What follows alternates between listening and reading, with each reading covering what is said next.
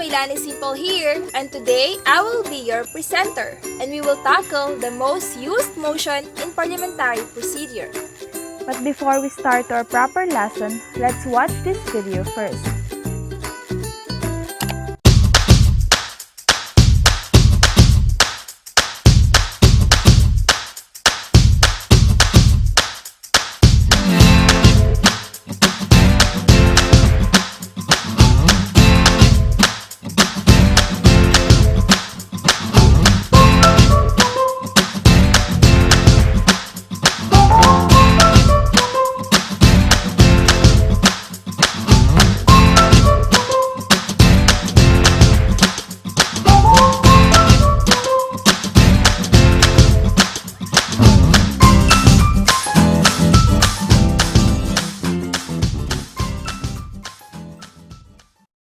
Created using Powtoon. And now, let's proceed to our proper discussion.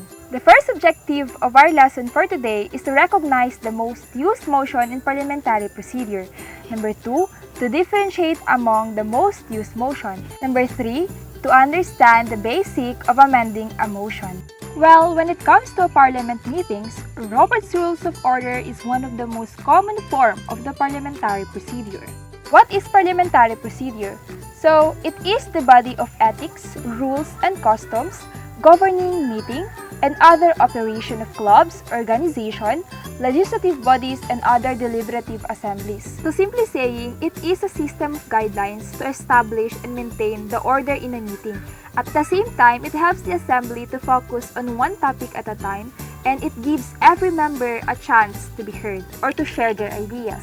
On the other hand, a motion is a proper way for an individual to propose that the group takes a certain action. Most used motion. Number 1, we have the main motion. This motion brings business before the group, and it allows formal discussion upon an item of business before the group makes informed decision.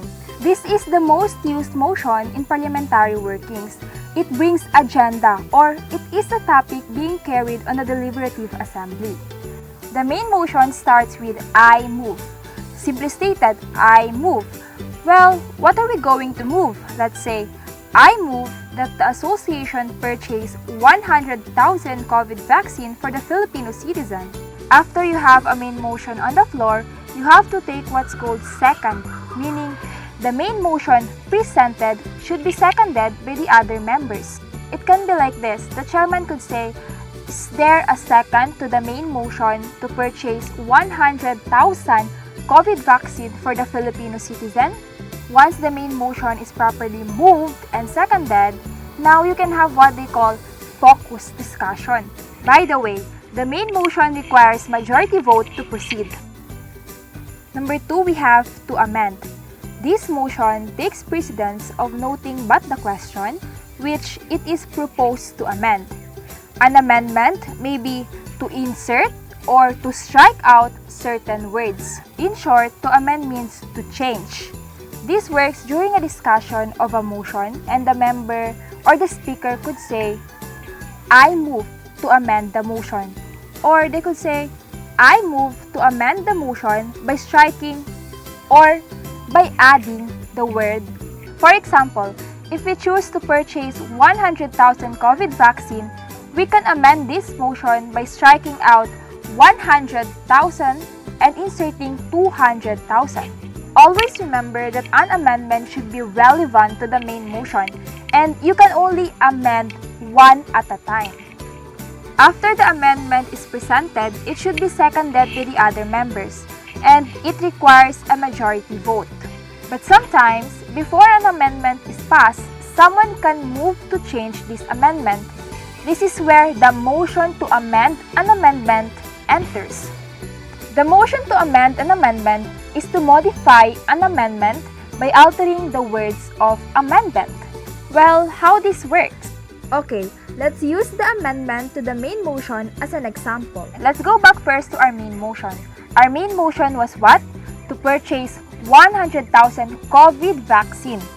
We can amend the amendment by increasing the number of the COVID vaccine that we want to purchase and say, I move to amend the amendment by striking out 200,000 and inserting 500,000. Once the amend to amendment is properly moved and seconded, the board needs to collectively agree or disagree into this amendment before discussing or before they start to discuss the main motion. Bear in your mind that when amending a motion, you can only use two types of amendment. Those are what I have mentioned earlier. The first rank, which is to amend, and the second rank, which is to amend an amendment.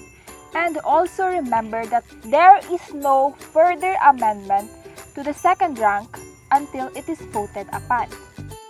The next motion on our list is the motion to lay on the table. This is a motion that permits to lay a pending question or motion aside temporarily when something urgent has arisen. The objective of this motion is to clear the floor to take care of something more urgent. One such motion could be like this: Mr. Chairman, because the COVID-19 is continuously increasing, I move to lay the pending motion on the table. You are setting aside the pending motion to address the most urgent matter existing. But the problem here is if the motion laid on the table is not taken from the table on the next regular meeting, the motion dies. But on the other hand, you can reintroduce this motion as a new question on the next meeting. And I want you also to know that the motion to lay on the table must be seconded, requires a majority vote, but it is not debatable and amendable. And now we have the motion to postpone to a certain time. This motion is desired to defer action upon a question till a particular time. And it allows of but limited debate, which must be confined to the propriety of the postponement to the time. From the word to postpone, meaning to delay. You are delaying the action taken on the motion, but you are setting a specific time and date to readdress this postponed motion. After obtaining a recognition from the chair, you can present your motion like this: Mr. Chairman, I move to postpone the pending motion until the meeting tomorrow afternoon, or it depends on when you want to resume the discussion. This motion is not intended to kill the motion.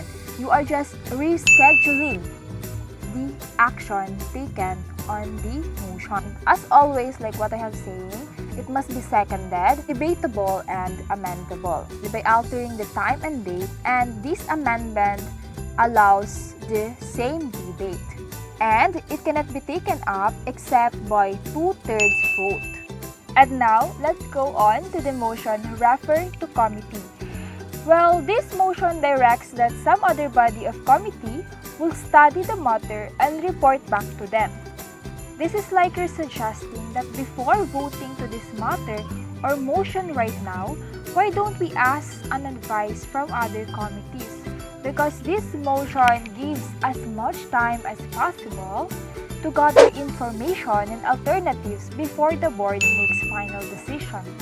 And of course, before making this motion, you need to ask yourself first if what committee are you going to refer this motion, to the standing committee or to a special committee.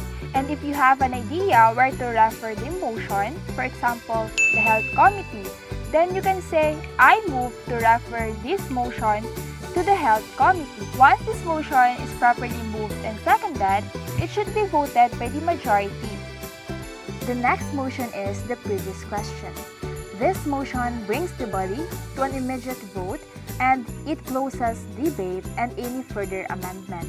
This motion is simply to stop the discussion and any further debates and questions.